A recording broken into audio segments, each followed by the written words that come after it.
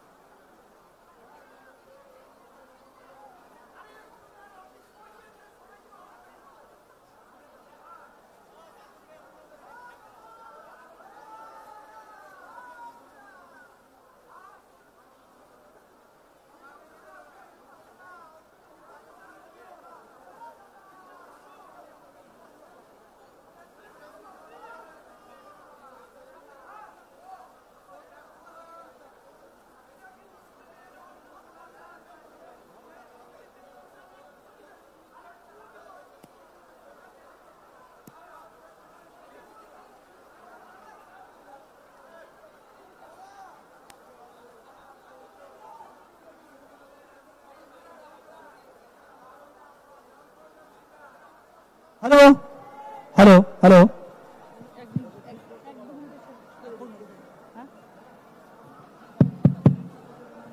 Electric চলে গেছে, তার মানে কি তৃণমূলটাও চলে যাবে, তাই তো? এটা তার লক্ষণ। যে কথা বলছিলাম যে আমাদের দেশের প্রধানমন্ত্রী নরেন্দ্র দামোদর দাস মোদীজি সবকা সাথ, সবকা বিকাশ, সবকা বিশ্বাস, সবকা প্রয়াস, এই স্লোগানকে সামনে রেখে তিনি গোটা ভারতবর্ষের উন্নয়ন করছেন। তিনি শুধু আমাদের দেশের প্রধানমন্ত্রী নন, ইতিমধ্যেই তিনি বিশ্বের 1 নম্বর নেতা হিসেবে নিজেকে পরিগণিত করেছেন। উনার দক্ষতা, উনার যোগ্যতা, উনার সততা, উনার প্রতিভা, উনার দূরদর্শিতা, উনার সৃজনশীলতা উনাকে বিশ্বগুরুর আসনে নিয়ে গেছেন, উনাকে বিশ্বগুরুর আসনে নিয়ে গেছেন। এবং মাননীয় প্রধানমন্ত্রী নরেন্দ্র মোদীজিকে তৃতীয়বারের জন্য প্রধানমন্ত্রী করবার জন্য দ্বিতীয়বারের জন্য এই উত্তর মালদা থেকে মাননীয় খগেনদাকে সাংসদ নির্বাচিত করে আপনারা দিল্লিতে পাঠাবেন, এটাই আপনাদের কাছে আবেদন এবং অনুরোধ। রাজ্যটাকে খাদের কিনারে নিয়ে গেছে, রাজ্যের কোনো উন্নয়ন নেই, উনি মেলার খেলা করে বেড়াচ্ছেন। এই 12 বছরে রাজ্যের 12টা বাজিয়ে দিয়েছেন, রাজ্যের 12 কোটি মানুষের 12টা বাজিয়ে দিয়েছেন, 12টা বাজিয়ে দিয়েছেন। এখন কি বলছে? ঢালাও মদের লাইসেন্স, মদ আমাদের ভিত্তি আর মাতাল আমাদের ভবিষ্যৎ। মদ খাও আর মাতলামি করে বেড়াও, কোন শিল্প কলকারখানা নেই, কিচ্ছু নেই। রাজ্যের 12টা বাজিয়ে দিয়েছে। তার জন্য রাজ্যের মানুষ বলছে, মা বোনেরা বলছে, বেকার যুবকরা বলছে, কৃষকরা বলছে যে এবারে তৃণমূলকে তাড়াতে হবে এখান থেকে। আর টিতে টাকা, এমতে মারা আর সিতে কমিটি, টাকা মারা কমিটি। টিএমসি কোন পার্টি নয়, এটা টাকা মারা কমিটি। সোজা বাংলা কথায় এদেরকে হটাতে হবে। আপনারা বলবেন যে আপনি তো লোকসভার ভোট চাইতে এসে কেন বিধানসভার কথা বলছেন? হ্যাঁ, আমি বিধানসভার কথা বলছি।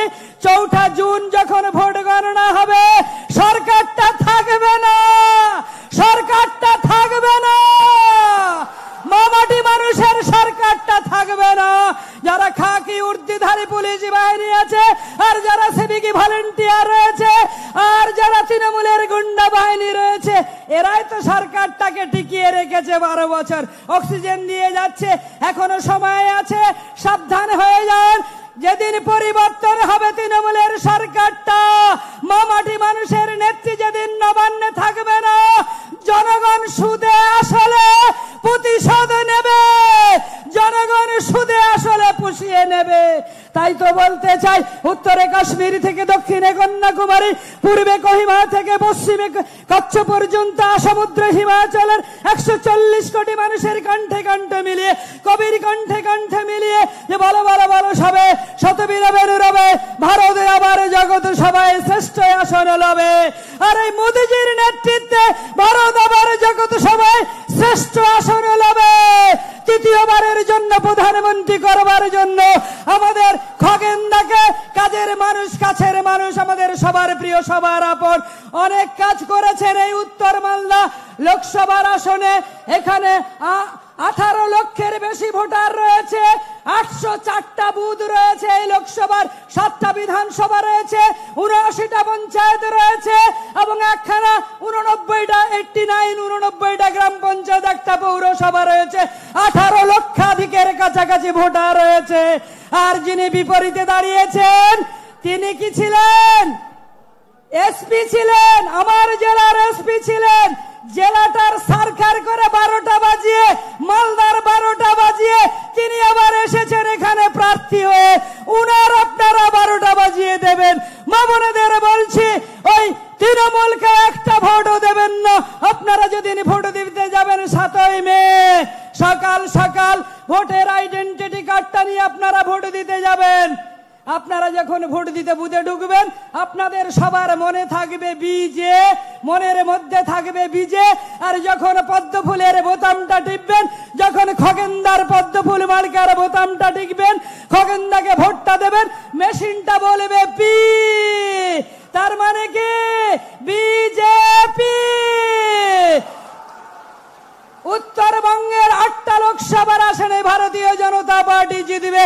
4 জুন আপনাদের সবার সঙ্গে বিজয় মিছিলে দেখা হবে। সেদিন এই নালাগোলার আকাশে, উত্তর মালদার আকাশে, আমাদের উত্তরবঙ্গের আকাশে, গোটা রাজ্যের আকাশে, গোটা ভারতবর্ষের আকাশে গেরুয়া আবির উড়বে।